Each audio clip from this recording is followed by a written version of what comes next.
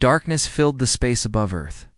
Silent, cold, empty. But something new was there. Something no one in the galaxy had seen before. It floated just beyond the moon.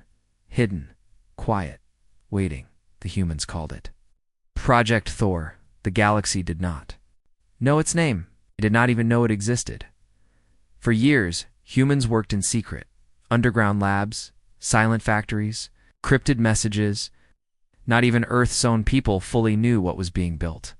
But the leaders knew, the scientists knew, and the stars would soon know too. It started as a defense project. Something to protect Earth from future wars. But it became more than that. It became a message, a warning. The humans had studied alien weapons. They had watched the galaxy's wars. Plasma, lasers, ion blasts, all powerful, all complex. But humans thought differently. What if instead of burning through a ship, they just destroyed it with pure force? No energy, no explosions, just speed, just impact. A metal rod, the size of a truck, launched at such speed it could tear through planets. No engine, no guidance, just kinetic death. That was the idea, and the galaxy would soon learn what it meant.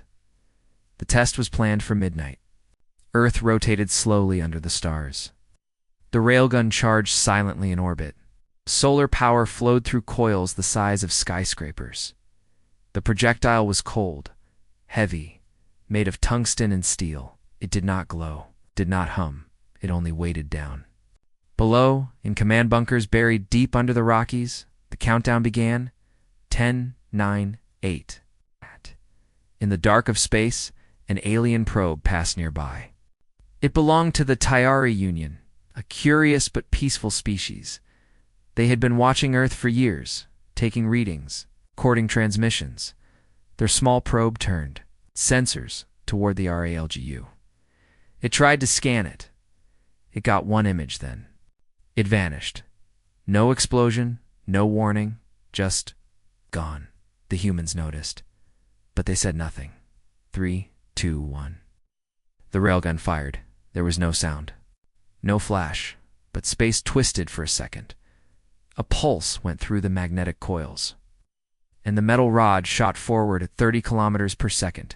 It was aimed at a small test asteroid, one that had drifted too close to Earth's system. Useless. Dead rock.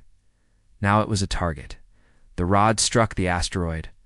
18 minutes later, the cameras recorded everything. There was no fire, no light. Ow! Just destruction.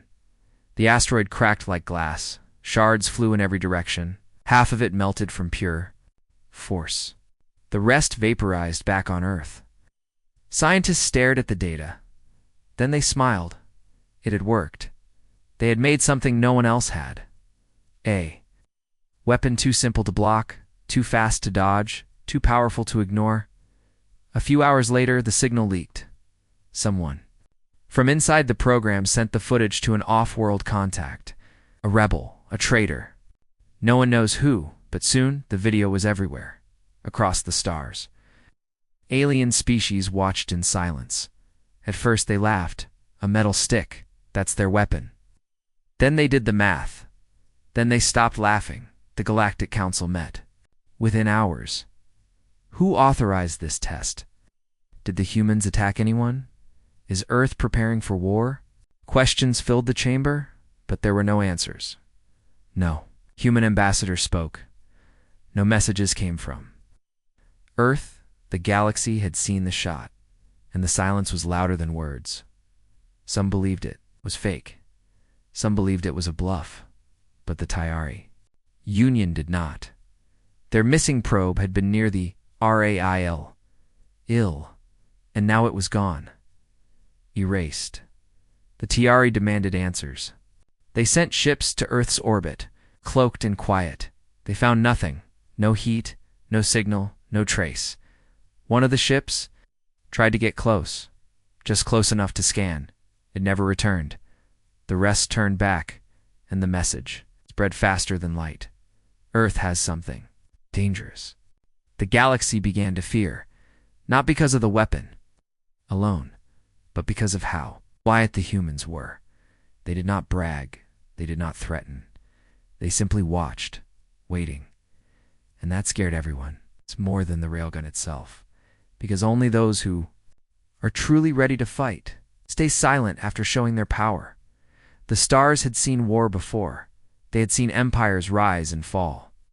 They had seen planets burned and species wiped out. But never like this. Never so fast. Never so quiet. The galaxy remembered the human railgun shot. It was still fresh in every mind, in every control room, in every council chamber. But what came after was worse, because nothing came after. No response, no message, no warning, just silence. The Tayari Union tried again. They sent peaceful messages. Toward Earth, no reply. They sent another probe, this time with high-level diplomatic clearance. It disappeared before it reached orbit. Other species watched from a distance. Scanners stayed on Earth's edge. L1 dared to move closer. The humans said nothing, but their silence was loud. A silence filled with meaning, filled with threat across the galaxy. Leaders called secret meetings, warlords, diplomats, scientists. Everyone wanted to know one thing. What was Earth's planning next? On a planet in the Raxilian cluster, an emergency council met in a cold underground bunker. 12 alien races sat around a round table, screens glowing in front of them. A Tayari official slammed his tentacle on the metal table. "This is not a defense weapon," he said. "It's a message." "A message to who?" asked the Choral Chancellor. "To all of us," whispered a voice. "They want us to be afraid." No one answered that, because everyone already was. Someone played the railgun video again. For the 1,000th time, one slow-motion shot, one impact, one asteroid turned into dust. "Look at the calculations," said the scientist. "No energy signature, no radiation, just velocity. Just raw kinetic force." Another alien leaned back. In his chair, "It's not just the weapon," he said. "It's how they're using it." The others looked at him. They're not using it. That was the terrifying part. Humans had created something that broke the rules of war. Something brutal, simple, devastating. And then, nothing. They didn't show it off again. They didn't threaten anyone. They just watched quietly. And in that silence, the galaxy heard something louder than war. Readiness. Back on Earth. The leaders watched everything too. In the bunker, under the Rocky's General Carter stood in front of a wide screen. His face was calm, his voice quiet. "They've seen it," he said. The scientists nodded. "They're scared," one whispered. "We didn't build it to scare them," Carter replied. "We built it because we knew this day would come." What day? The day the galaxy looked at us and saw prey. Elsewhere, in deep space, cloaked alien ships tried to gather more data. One of them belonged to the Vernari Empire. A proud race known for their technology, they launched a stealth drone toward Earth's orbit. It moved slow, quiet, almost invisible. It lasted 8 seconds. A small satellite human-made turned toward it. There was no flash, no explosion. The drone vanished again. Silence. The Vernari ship retreated, and another message spread across the stars. Earth doesn't bluff. Back on the capital world of the Galactic Council, Chancellor Varel stood before the cameras. Ow. Billions watched across the stars. "We call for peace," he said. "We request dialogue. We welcome Earth to speak to us, share their goals, share their intentions." But Earth gave no answer. No ambassador came. No signal returned, and the galaxy panicked. Some called for war strike. Then before they strike us, others called for diplomacy. Send gifts, send science, show we are peaceful. But no one agreed, because no one knew what the humans were thinking. That was the power of silence. It made every species look at their own weaknesses. It made them imagine the worst. They began building shields, moving ships, preparing for things. They couldn't even name one empire. The Jarelian Dominion fired their own. Its kinetic weapon in a public test. It failed. The rod spun off target and exploded in deep space. The message was, clear Earth was ahead. Far ahead, and worst of all, They were quiet about it. No banners, no threats, just power, hidden and waiting in the final hours of the day. Encrypted signal was picked up near the edge of the solar system. It came from an old human satellite. It broadcast in ancient Morse code. A single message. We are watching. Everyone in the galaxy was watching Earth. Now, not with cameras, not with curiosity, but with fear. Spy ships floated in deep space. Hidden probes watched Earth's orbit. Long-range telescopes tracked every movement on the blue planet, and still, they found nothing. No second railgun shot. No new messages. Just silence, but silence meant danger now. Many believed the humans had more weapons, bigger ones, smarter ones. Some thought the railgun was only the beginning, a test, a warning, and maybe just a small part of something worse. The Galactic Intelligence Corps, located on the neutral planet Sirian, gathered every known scan of Earth. Thousands of reports came in daily. The head of intelligence, a cold-eyed alien named Vither, stood before his team. "Where is the weapon?" he asked. No one answered. "There must be more," Vither said. "Earth would not create one weapon and stop. That's not human behavior." He was right. Humans never built just one of anything. On Earth, the railgun platform was still floating, above the moon, silent. Its surface covered in radar-absorbing material. It blended with space. It's unseen to most, but the humans knew where it was. They checked it daily, updated it weekly, improved it monthly. What the galaxy didn't know was that Earth had already built 3 more in secret orbits, spread across the system, each one stronger than the last, but they stayed silent. Because silence was part of the plan. In the outer sectors of space, alien empires met in shadows. Zarn Collective, the Ulkari clans, the Uthron theocracy, all ancient enemies. But now they had one thing in common: fear of Earth. What are they waiting for? Asked the Zarn elder. They are not reacting. They're not answering, growled the Ulkari war chief. They are observing, whispered the Uthran, high priest measuring us. The theory chilled the room, back on Earth in a deep-sea base. Below the Pacific Ocean, human analysts watched the galaxy too. They saw the probes, the ships, the attention. General Carter stood at the edge of the operations deck, hands behind his back. "They're nervous," one officer said. "They should be," Carter replied. "Should we show them something new?" another asked. "No," the general said. "Let them keep guessing. That's the best weapon we have." One alien race, the Avrix Dominion, tried to break the silence. They sent a cloaked scout ship into Earth's orbit. It had higher resolution scanners, data-collecting drones, and cloaking stronger than any other species. It reached orbit. It began scanning. For the first 2 minutes, everything worked. Then something blinked on its sensors. Just a tiny, no heat, no heat. No sound, no warning. The ship went dark. It didn't explode. It just stopped working. Every system shut down. The crew panicked. Then they saw it, a small human satellite, shaped like a cube, floating nearby. It had no weapons, just a symbol, the old Earth flag. The message was clear: we see you. We allow you to leave once. The ship turned back, fast, and that story spread faster than any news. Earth's defenses are invisible. They don't fire unless they choose to. No one escapes their eyes. Back in the Galactic Council, chaos was growing. Some members wanted to prepare for war. Others begged for peace. Still, others just wanted answers. "We cannot act on fear alone," said Chancellor Virel. "We must know what the humans want." But no one knew, because humans weren't asking for anything. They weren't demanding territory. They weren't building fleets.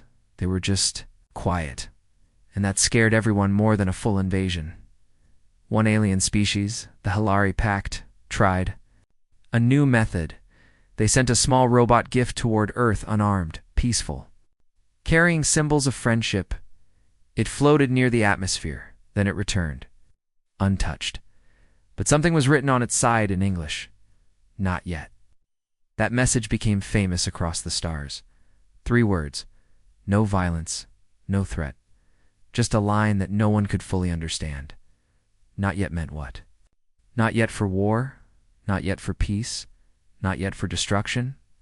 The galaxy didn't know, and so it kept watching. More ships arrived in nearby space. More probes were launched every second. More eyes turned toward Earth, and still the humans said nothing. But every quiet moment felt heavier than the last, because everyone understood something now. The first railgun shot was not a test. It was not a warning. It was a promise. A promise that if the galaxy ever crossed a line, the next shot wouldn't hit an asteroid. The galaxy was waiting for Earth. Explain, waiting for Earth to speak. But Earth said nothing. After the railgun test and the silence that followed, the galaxy expected at least one thing: an apology. They expected a message, a soft voice, a peaceful handshake. But humans did not speak. They did not explain. They did not apologize. Inside the Galactic Council Hall, tension filled the air. Representatives from more than 40 species sat in a massive circular chamber, screens floating around them. The Tyari ambassador stood first. His voice was cold, sharp. Humanity must answer for the railgun. The galaxy cannot trust a species. That hides its power and threatens with silence. Others nodded. They must explain, said the Vernari diplomat. They must submit to weapon inspections, added a voice from the Uthran sect. And then something strange happened. The doors opened. A human walked in. For the first time since the railgun test, Earth had sent someone. She wore a simple black uniform. No armor, no weapons. Her badge only said one word: observer. She walked to the center of the chamber and looked around. Everyone went silent.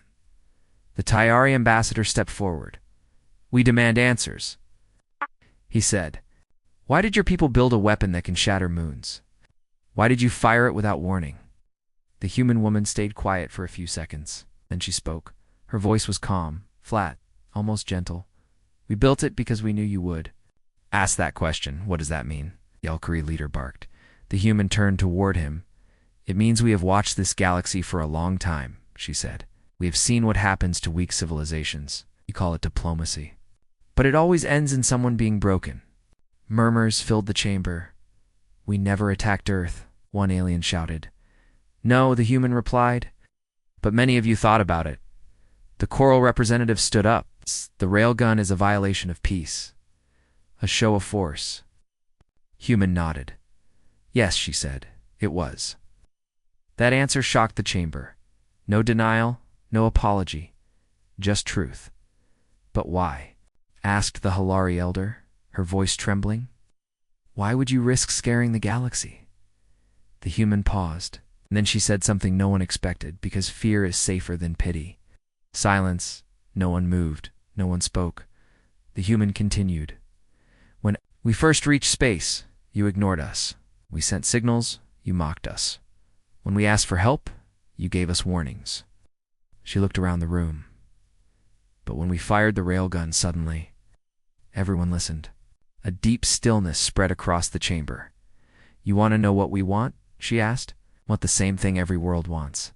To survive, to be left alone, to decide our own path. The Uthran priest stood, and if the galaxy says, no, the humans stared at him. Then the galaxy will understand what the second shot looks like. Gasps, anger, fear. The chamber lit up with voices. Screens blinked. Security bots hovered close, but the human didn't move. She just stood there, unshaken. She said what needed to be said, then, quietly. She turned and walked away. No threats, no farewell, just silence again. Back on Earth, the footage was all ready. Being reviewed, human leaders sat in a dark room, watching the council meeting on giant screens.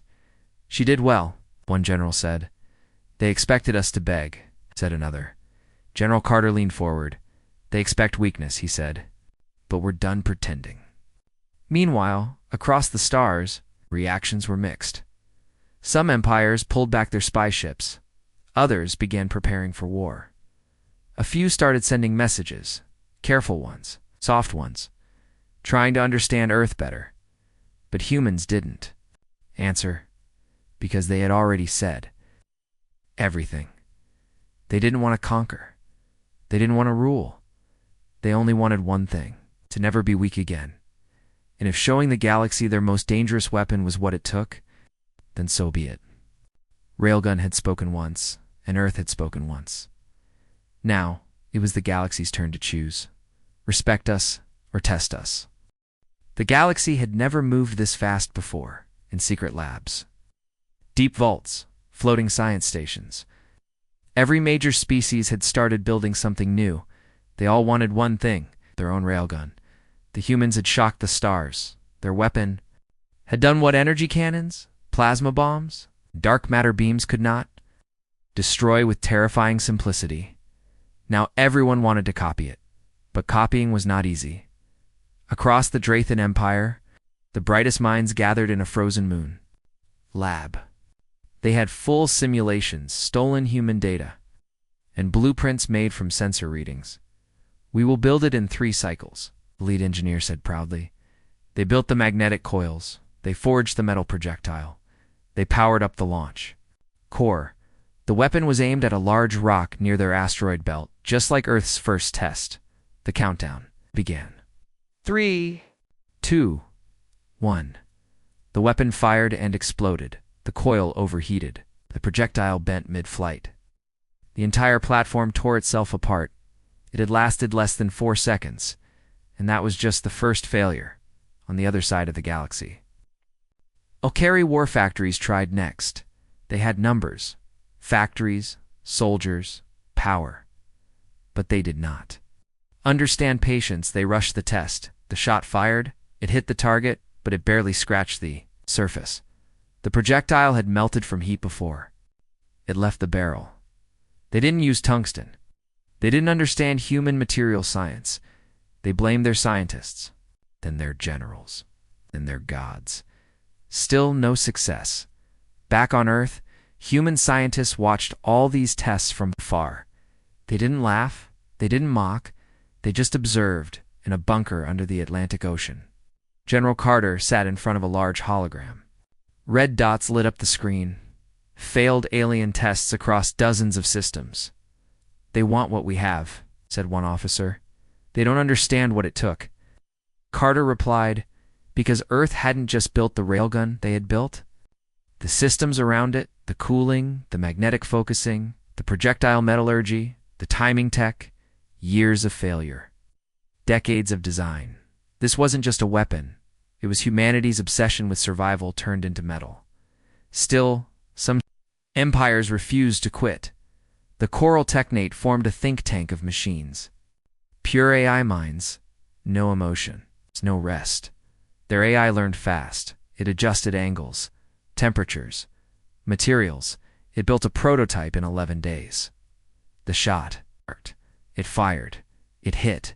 It cracked the test rock. But the entire weapon shattered afterward. One use.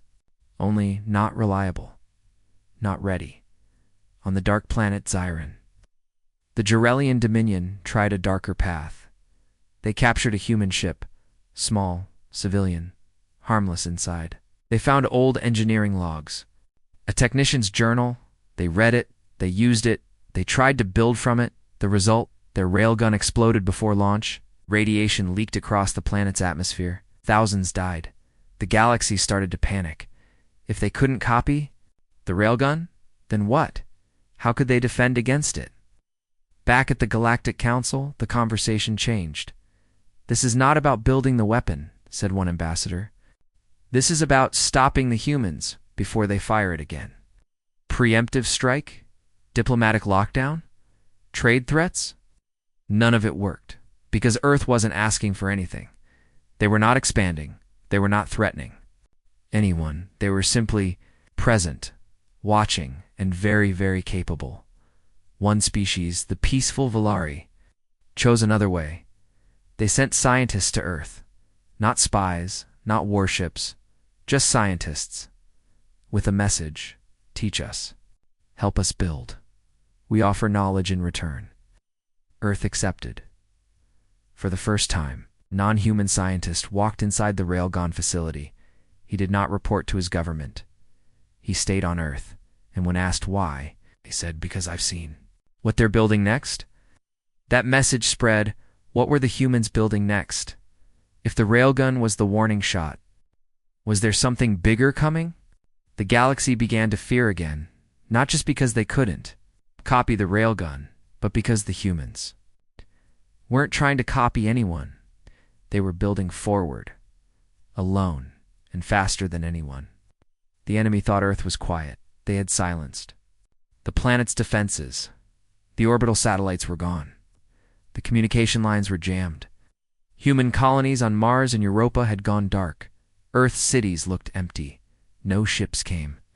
No response was heard, so the alien fleet floated above. The moon relaxed. They laughed in their own strange language.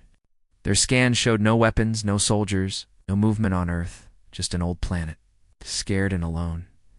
One commander of the enemy fleet floated close to the moon's surface, looked at the craters, the broken stations, the old human bases. His translator buzzed. "Primitive rock. Dead rock," one soldier said. The commander agreed. "Soon we take the planet. Easy." But they didn't know what humans had buried. Deep under the moon, they didn't know what was waiting. Underneath the sea of tranquility, far below. Under layers of old stone was a chamber no alien could scan. Hidden, locked, sealed after Earth's first war in space. A machine rested inside it. It had not moved in over 100 years, until now.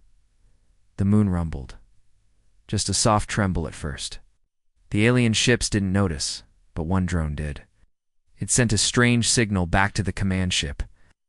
The signal was short, then silence. "Scan again," Commander said. The drone didn't respond. More drones were sent. Each disappeared. The silence grew louder then. The surface cracked. A thin line of blue light split the ground open like a wound. It stretched from one crater to the next. Then the light shot upward, a beam straight into the black sky. It sliced through one enemy cruiser like paper. The ship broke in half without fire, without sound. Panic spread. "What is that?" shouted an alien officer. More beams rose. Each from a different part of the moon, silent, precise, deadly, like sharp knives cutting the sky. 1, 2, 5, 10 ships exploded.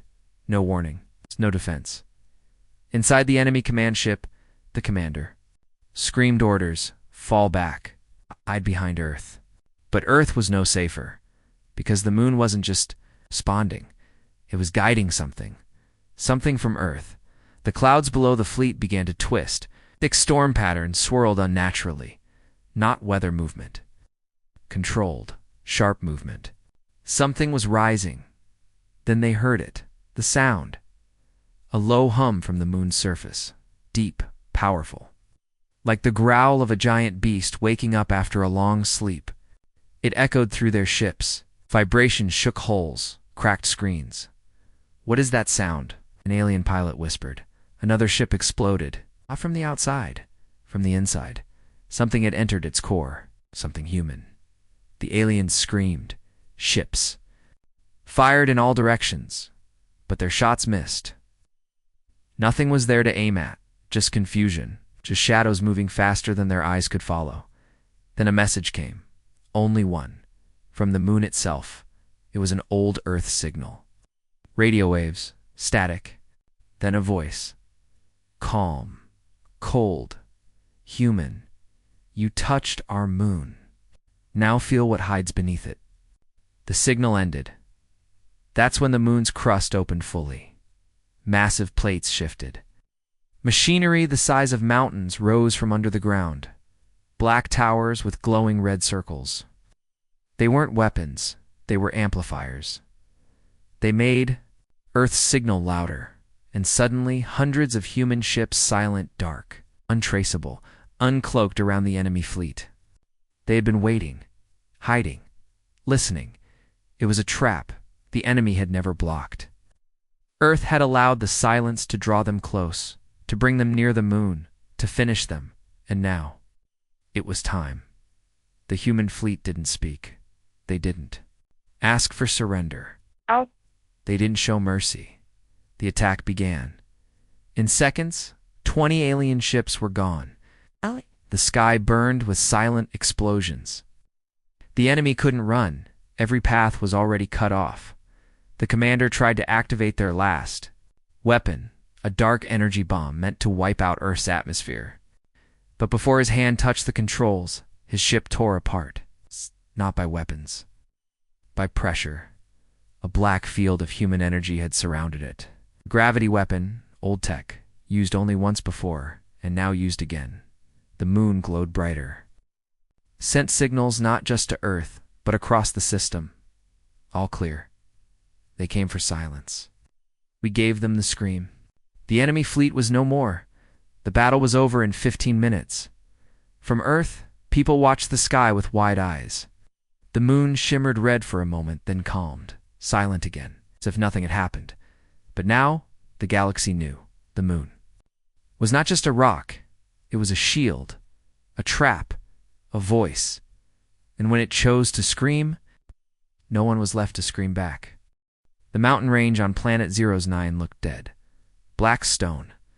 No water, no life, no wind, just quiet. But deep inside those mountains, something was alive.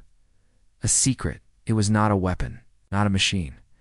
It was something worse, something human. Few alien scouts from the Zorth Collective had landed nearby.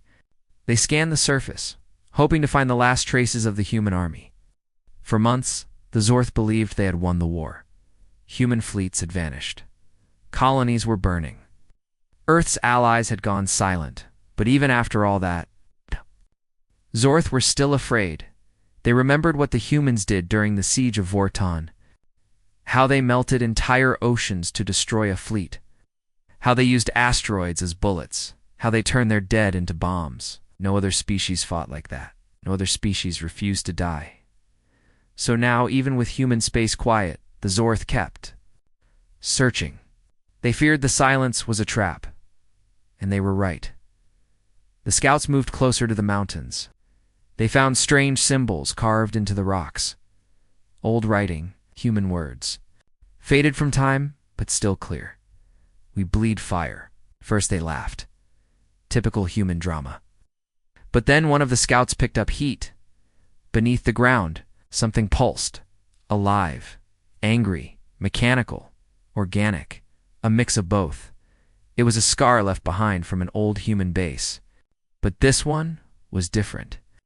It was still working, and it was watching. The lead scout tapped his helmet. This sector is not clean. Something's buried here.